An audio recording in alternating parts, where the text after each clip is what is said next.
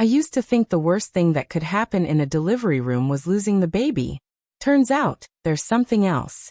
Something colder. Something that breaks you without a drop of blood. It started as the best day of my life. Amelia's contractions had begun around 3 a.m. I sprang into action like I'd rehearsed it 100 times. The bag was already packed. The car seat was installed. We had playlists ready. Everything was supposed to be perfect. She gripped my hand as we drove to the hospital, her face pale and sweating, and I kept whispering, "We're almost there, baby. You're doing amazing." I meant it. I loved her. I loved our child. I loved the life I thought we were building. We had been trying for this baby for nearly 2 years. There were months of disappointment, one miscarriage, and more tears than I can count. But we got through it. Together. Or so I thought. The hospital room was bright and sterile, but I didn't care. I was too focused on her. Coaching her through every contraction, rubbing her back, telling her how proud I was.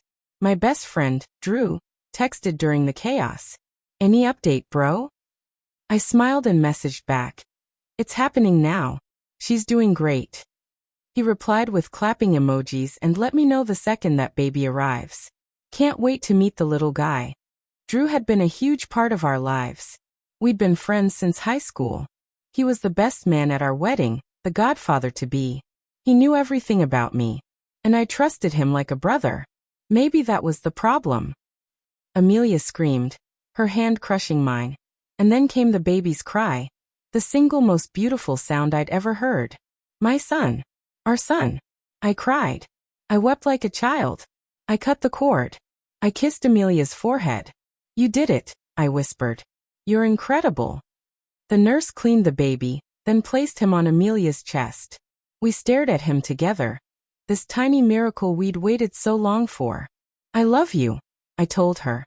She smiled back, but it didn't quite reach her eyes. Then things started to shift. It happened so fast it barely registered at first. The nurse asked if we had the paternity paperwork ready for the birth certificate. Routine stuff. I said yes. But Amelia stiffened. I glanced at her. "You okay?" She nodded, too quickly. "Yeah. Just tired." The nurse left the form on the counter and said she'd return later. I remember watching Amelia avoid looking at it the entire time. A few hours later, after the baby had been taken for his checkup, and we were alone, she broke. I was sitting beside her bed, still staring at my phone. Sending out birth announcements, answering messages from family. The room was quiet. Peaceful. And then she said it. "I need to tell you something." Her voice was barely audible. I looked up smiling. "What's up?" She didn't smile back. Her fingers gripped the blanket like she was holding on for dear life. "Please don't hate me." My smile faded. "Amelia." She took a shaky breath. "It might not be yours." I thought I misheard. My heart stuttered. "What?" "The baby," she whispered, tears spilling over. "There's a chance it might not be yours." My chest caved in. I couldn't breathe. I blinked. "What the hell are you talking about?" I was drunk. It was just once. It was stupid. I didn't think. I stood, voice rising. "Who?" She didn't speak. Just sobbed harder. I shouted. "Who?" And then she said the name. "Drew." The room went quiet again. But this time, the silence was violent. Deafening. I backed away, my body cold, my stomach turning. My best friend. My brother. The man I'd known for 20 years. And my wife. My pregnant wife. It felt like the world had tilted sideways. I couldn't move. Couldn't think. "How long?" I asked. My voice didn't sound like mine. "Just that one night," she cried. "Before we knew we were pregnant. We had that fight, remember? You left for your brothers for a few days. I was lonely. I was drunk. I messed up. I remembered the fight. Over something stupid. I went to cool off. She begged me not to go. Now I knew why." She tried to explain. Tried to say it didn't mean anything. That she hated herself for it. That she wanted to come clean sooner. But she was scared of losing me. I wasn't listening. My head was spinning. The baby. The one I held. The one I cried over. The one I was ready to die for. Was he mine? Or his. I left the room. I didn't know where I was going, just that I couldn't be there. Not with her. Not after that. I walked down the hallway like a ghost, nurses passing by, people smiling and congratulating me. I nodded like I deserved their praise. I ended up in the hospital chapel. Empty. Quiet. And I broke. I collapsed into a pew and let it out. The heartbreak, the betrayal, the disbelief. I sobbed into my hands like a child. My whole life had just exploded, and I was supposed to be celebrating. I didn't know what to do. Didn't know if I could look at that baby again without wondering if he was mine. But he felt like mine. God, I wanted him to be mine. I texted Drew. Just one word. Why? No response. I called.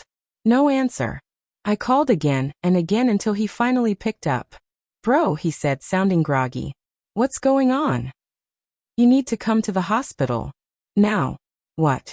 Why? Now Drew. He arrived an hour later. I didn't let him near the baby. I didn't let him in the room. I met him outside in the hallway and looked him in the eyes. He knew. He didn't deny it. I didn't mean for it to happen, he said. I punched him. He didn't fight back. Blood dripped from his lip. He stood there like he deserved it. I trusted you. I whispered. I know. You're supposed to be his godfather. His eyes filled. I didn't know she was pregnant. I swear. If I had. You still at her. He nodded, ashamed. I'm sorry, man. I walked away. Back in the hospital room, Amelia was holding the baby. She looked like hell. And for the first time, I didn't see my wife. I saw a stranger. I want a paternity test, I said. She nodded. I already called for one. We waited 3 days. 3 days of silence.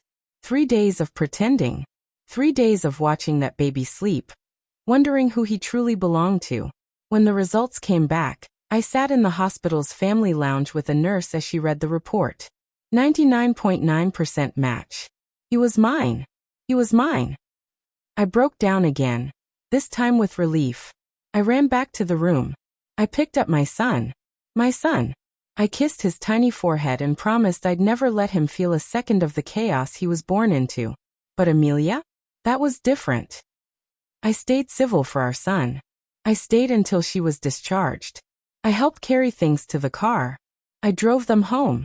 But the second we got back, I told her I was moving out. Not forever. But long enough to breathe. To think.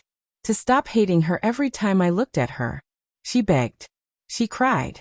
She said we could fix it. Therapy. Apologies. Anything. I didn't answer. I kissed my son on the forehead and left. That was 3 months ago. I moved in with my brother for a while. Started therapy. Took time to rebuild the shattered parts of myself. We now share custody. I see my son every other day. And I love him more than I've ever loved anything. Amelia and I are civil. But we're not the same. I don't know if we ever will be. Trust once broken like that doesn't heal easy. Drew. I haven't seen him since. He moved to another city. Good. People ask why I didn't leave her the second she confessed. Why I didn't run. But here's the truth. I needed to know if that baby was mine. Because I wasn't about to abandon my child out of anger. I wasn't going to let betrayal turn me into someone I'm not. And even though she hurt me more than I thought possible, she gave me my son. And for that, I'll always carry a piece of love for her. Even if the rest of it is gone.